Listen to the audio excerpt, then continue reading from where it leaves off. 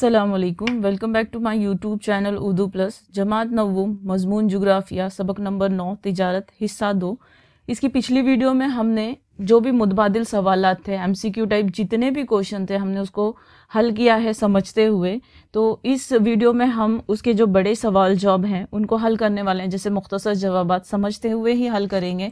तो ये जो सबक है आपकी दरसी किताब के सफ़ा नंबर 66 से 74 पर मौजूद है।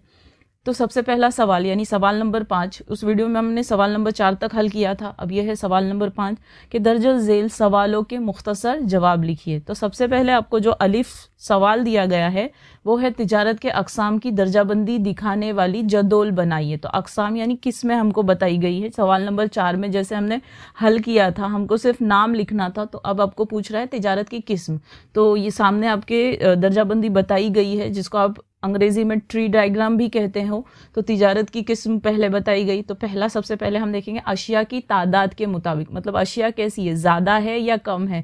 तो सवाल नंबर 4 जब हम हल कर रहे थे तो मैंने आपको उसी वक्त समझा दिया था थोक तिजारत क्या है और खुर्दा तिजारत क्या है। फिर भी मैं आपको यहाँ पर समझाना चाहूँगी दोबारा कि थोक तिजारत का मतलब होता है सामान बहुत ज़्यादा तादाद में इकट्ठा उठाना, क्या कहलाएगा, थोक तिजारत। तो मैंने आपको बोला था कि आपके जो आसपास है, आपने होलसेल ये जो लफ्ज़ है सुना होगा और ऐसी दुकानें भी सुनी होगी, दुकानों पर लिखा हुआ देखा भी होगा। फिर उसी तरीके से आती है खुर्दा तिजारत। अब खुर्दा तिजारत का क्या है कि आपके यहाँ पे जो छोटे मोटे किराने की दुकान है, जैसे कि आपको ज़रूरत पड़ती है और आप पहुँच जाते हैं, आपको सामान अवेलेबल है, लेकिन अगर महीने का राशन अगर आपको लेना है तो आप कोई बड़ी दुकान ही तलाश करते हो, ठीक है ना। उसके बाद जो दूसरी किस्म है तिजारत की वो है इलाकाई उसत के मुताबिक। अब इलाकाई मतलब जैसे कि आप मुकामी तिजारत कर रहे हो, जैसे कि अगर आप पूना के रहने वाले हो तो पूना के पूना ज़िले में ही तिजारत हो रही है, या पूना से मुंबई के ज़िले में तिजारत आप कर रहे हो, तो ये मुकामी हुई। और कौमी भी वही हुआ कि मुल्क के अंदर एक रियासत से दूसरी रियासत, जैसे कि मैंने आपको पिछली वीडियो में भी बताया कि हमारे यहाँ पे कश्मीर में ही सेब उगते हैं या पाए जाते हैं और बड़े पैमाने पर होते हैं, और पूरे कश्मीर से फिर पूरे भारत में सेब क्या करते हैं, भेजे जाते हैं। उसी तरीके से आप देखोगे तो ये आपको एग्जाम्पल के तौर पर था कि कौमी और मुकामी तिजारत उसको कहा जा सकता है। उसके बाद आता है बैनुल अक़वामी तिजारत। तो बैनुल अक़वामी तिजारत क्या होता है कि एक मुल्क से दूसरे मुल्क की जाने वाली तिजारत को बैनुल अक़वामी तिजारत कहते हैं, जिसको हमने पिछली वीडियो में भी समझा हुआ है, लेकिन मैं आपको दोबारा समझा रही हूँ। और उसी के साथ साथ आप ये देखेंगे कि जैसे कि सऊदी अरब है ना, सॉरी अरब इमारात है, वहाँ पर क्या होता है, मादनी तेल बड़े पैमाने पर पाया जाता है। तो वो क्या करते हैं, दूसरे ममालिक को इजाफी पैदावार है, इसलिए वो क्या करते हैं कि दूसरे ममालिक को मादनी तेल भेजते हैं, उनको बरामद करते हैं, बाहर भेजना जिसको हम कहेंगे। तो ये है तिजारत के अक़साम। इससे इस तरीके से उनको क्या किया, जमात बंदी की गई आशिया की तादाद के मुताबिक और इलाकाई तादाद के मुताबिक, ठीक है।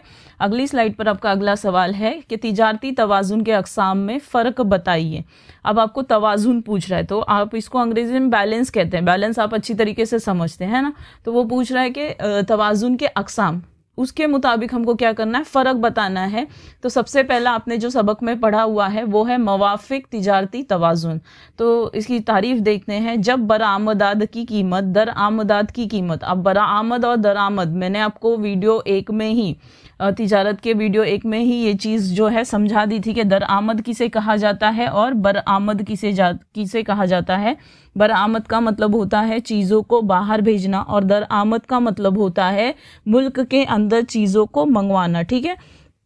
तो वो क्या कह रहे हैं कि बरामदात की कीमत दरामदात की कीमत से अगर ज़्यादा है, दरामद यानी जो चीज़ें हम मंगवा रहे हैं अगर उसकी कीमत ज़्यादा है या वो क्वांटिटी ज़्यादा है, तो इसे मवाफ़िक तिजारती तवाज़ुन कहेंगे। तो आप यहाँ पर देख सकते हैं डायग्राम में कि हमारी बरामद मतलब हमारी बरामद क्या होनी चाहिए, ज़्यादा होनी चाहिए अगर हमको अच्छी तिजारत करनी है।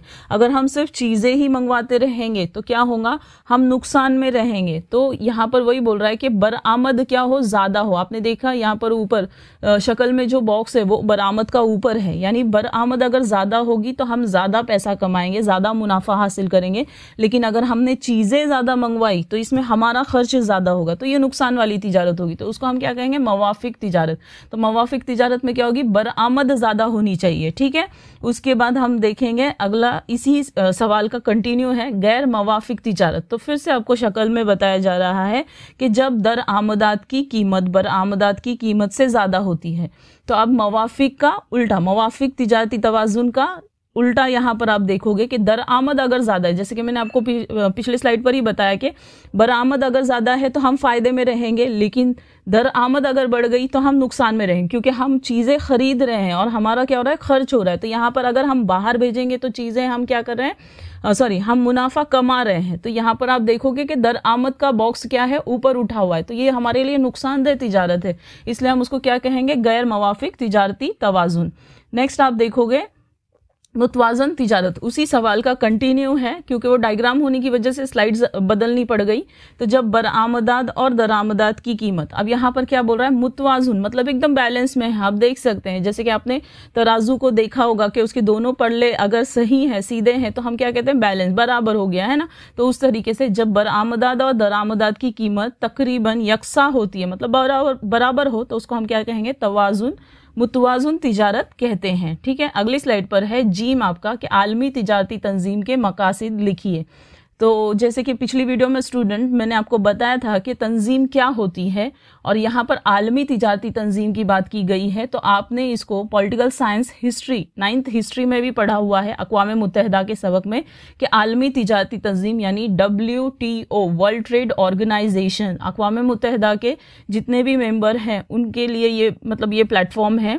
तो अब क्या कहा मैंने कि तंजीम यानी ग्रुप बनाकर काम करना। अगर हम ग्रुप बनाकर काम करते हैं तो हमेशा फ़ायदे में रहते हैं, इसलिए तंजीम बनाई गई। तो उसी को तंजीम कहा जाता है उर्दू में। तो जितने भी ममालिक इकट्ठा होकर तिजारत के ताल्लुक से जो भी सरगर्मियां हैं, तो यहाँ पर आपको तिजारती, तो ये तंजीम कैसी है? तिजारती। आप अगर किसी स्कूल में हो तो आपकी जो स्कूल है वो तालीमी तंजीमी इदारा कहलाएगा, तालीमी तंजीम कहलाएगा, क्योंकि आप वहाँ क्या कर रहे हो? पढ़ाई, तालीम हासिल कर रहे हो, आपको तालीम देने वाले आ रहे हैं आप वहाँ। तो इस तरीके से अगर कुछ एक मौजू के तहत तंजीम बनाई जाए तो वो जो तंजीम है उसी मौजू के तहत काम करती है। जैसे कि तिजारती तंजीम है तो क्या कर रही है? तिजारत का जो लेन देन है उसका इंतज़ाम करती है या उसमें मदद करती है। तो वही पूछ रहा है कि WTO क्यों बनाई गई, क्यों ज़रूरत उसकी आन पड़ी। तो पहला जवाब का पहला पॉइंट है आपका कि बैनुल अक़वामी तिजारती उमूर के लिए प्लेटफॉर्म फराहम करना।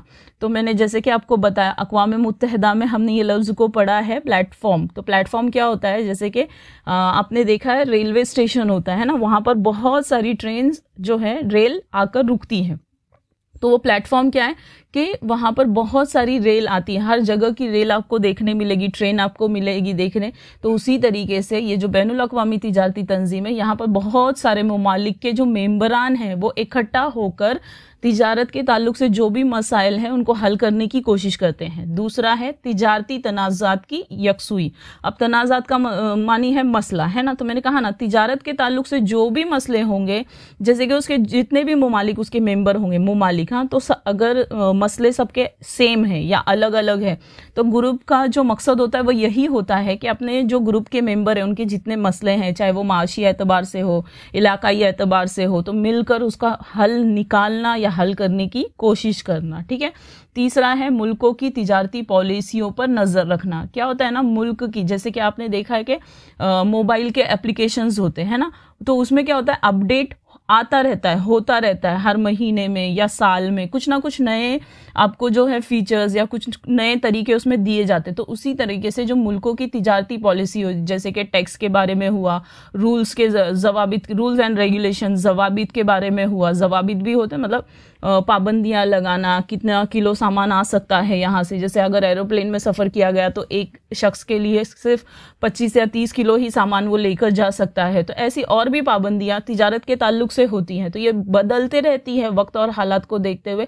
तो ये कब बदलती है, बदली हुई है, तो इन सब पर क्या करना, नज़र रखना। जैसे कि हमारे यहाँ पे हमने देखा अपने मुल्क में जो है क्या हो रहा था, करेंसी बदल रही थी, है ना। तो ये नोट बदल रहे थे। तो ये नोट जब बदल रहे थे तो तिजारत पर भी जो बाहर के ममालिक के जो ताजिर हैं या जो व्यापारी हैं वो अगर तिजारत कर रहे हैं तो उन पर भी इस बात का असर हुआ है। ठीक है। चौथा पॉइंट है आपका, तरक्की पजीर ममालिक को तकनीकी ताउन और तरबियत फराहम करना। ये बहुत इंपॉर्टेंट पॉइंट है, तकनीकी ताउन। देखना, तकनीक का मतलब क्या है, जैसे अंग्रेजी में हम टेक्नोलॉजी कहते हैं। होता क्या था कि पहले जमाने में चीजों के बदले चीजों का लेन देन होता था, है ना, बार्टर सिस्टम होता था। आपने इस सबक के वीडियो में भी देखा होगा और आपने इस सबक में पढ़ा भी होगा, तो प्लेलिस्ट में मौजूद है इस सबक की जो एक्सप्लेनेशन है।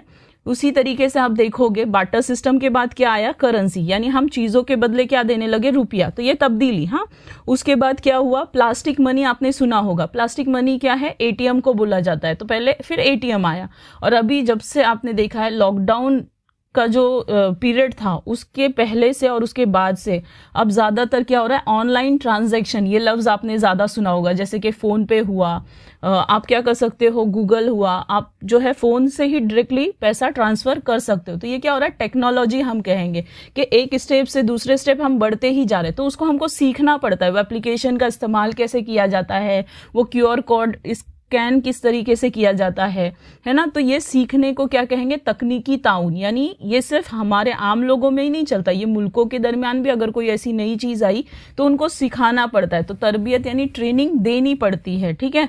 अगर ये वीडियो आपको पसंद आती है तो लाइक कीजिए, सब्सक्राइब कीजिए और शेयर कीजिए। इंशाल्लाह जो भी मश्क के सवालात बचे हुए हैं वो अगली वीडियो में हम उसका मुताला करेंगे, हिस्सा नंबर 3 में। जज़ाकल्लाह एंड थैंक यू।